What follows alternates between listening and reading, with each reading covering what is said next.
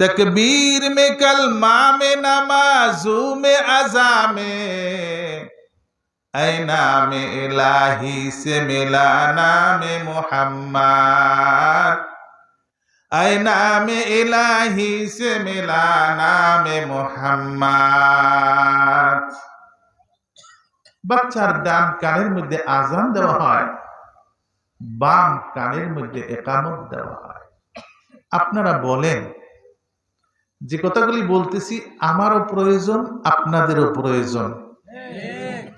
আমি বলতেছি এই জন্য আল্লাহ যেন আমাকে বুঝ দান করে, বলেন আমিন। আপনারা শুনতেছেন আল্লাহ যেন আপনাদেরকেও বুঝ দান করে, বলেন আমিন। এই মাহফিল থেকে যদি 2-4 জন মানুষও যদি হেদায়েত হয়ে যায়, মাহফিল কামিয়াব ইনশাআল্লাহ। আর বলনেওয়ালা তিনিও মুহতাজ, কেননা তারও হেদায়েতের দরকার আছে, যারা শুনতেছে তাদের হেদায়েতের দরকার আছে। এজন্য কানের মধ্যে যে আযান দেওয়া হলো, বলা হলো আল্লাহু আকবার। আচ্ছা বলেন, এই যে আল্লাহু আকবার বলা হয়, আযানের মধ্যে কি বলেন? আযানের মধ্যে, নামাজের মধ্যে, রুকুর মধ্যে, সিজদার মধ্যে। আচ্ছা এত আল্লাহু আকবার কেন এবার বলেন? এজন্য বলতেছে বান্দা,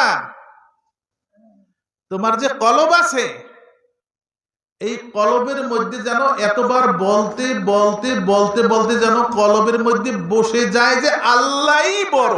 সুবহানাল্লাহ বলেন। কে বড়? কে বড় বলেন? এই জন্য বলছে কি, তাকবীর মে কলমা মে নামাজু মে আযা মে, তাকবীরের মধ্যে, আযানের মধ্যে, ইকামতের মধ্যে, রুকুর মধ্যে, সিজদার মধ্যে আল্লাহু আকবার। এত আল্লাহু আকবার কেন বলা হয়? ও আমার দুনিয়ার বান্দারা, আল্লাহর বান্দারা, রাসূলের উম্মতেরা,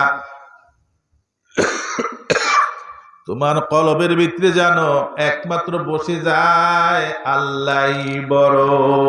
তাহলে মৃত্যুর সময় তোমার জবান থেকে বের হবে লা ইলাহা ইল্লাল্লাহু মুহাম্মাদুর রাসূলুল্লাহ।